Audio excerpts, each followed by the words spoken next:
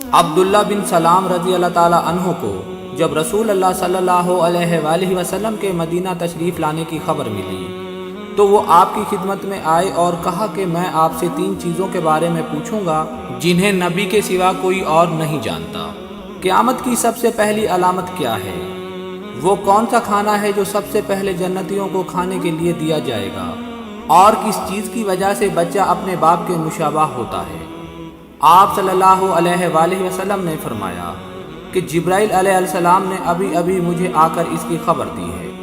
اس پر عبداللہ نے کہا کہ ملائکہ میں تو یہی تو یہودیوں کے دشمن ہیں۔ آپ صلی اللہ علیہ وآلہ وسلم نے فرمایا قیامت کی سب سے پہلی علامت ایک آگ کی صورت میں ظاہر ہوگی جو لوگوں کو مشرق سے مغرب کی طرف ہانک کر لے جائے گی۔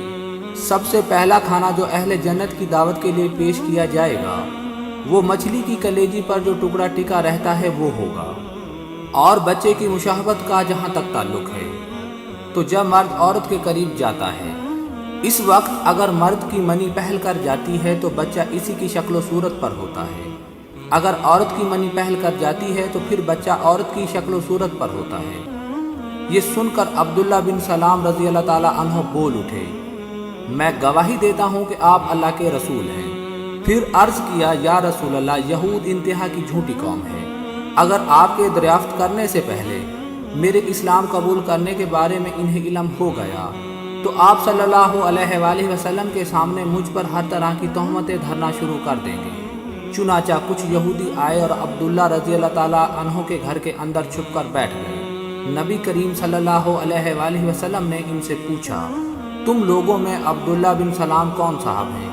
سارے یہودی کہنے لگے وہ ہم میں سب سے بڑے عالم اور سب سے بڑے عالم کے صاحبزادے ہیں، ہم میں سب سے زیادہ بہتر اور ہم میں سب سے بہتر کے صاحبزادے ہیں۔ آپ صلی اللہ علیہ وآلہ وسلم نے ان سے فرمایا اگر عبداللہ مسلمان ہو جائے تو پھر تمہارا کیا خیال ہوگا؟ انہوں نے کہا اللہ تعالیٰ انہیں اس سے محفوظ رکھے۔ اتنے میں عبداللہ رضی اللہ تعالیٰ عنہ باہر تشریف لائے اور کہا میں گواہی دیتا ہوں کہ اللہ کے سوا اور کوئی معبود نہیں، اور میں گواہی دیتا ہوں کہ محمد اللہ کے سچے رسول ہیں۔ اب وہ سب ان کے متعلق کہنے لگے کہ ہم میں سب سے بدترین اور سب سے بدترین کا بیٹا ہے، وہیں وہ ان کی برائی کرنے لگے۔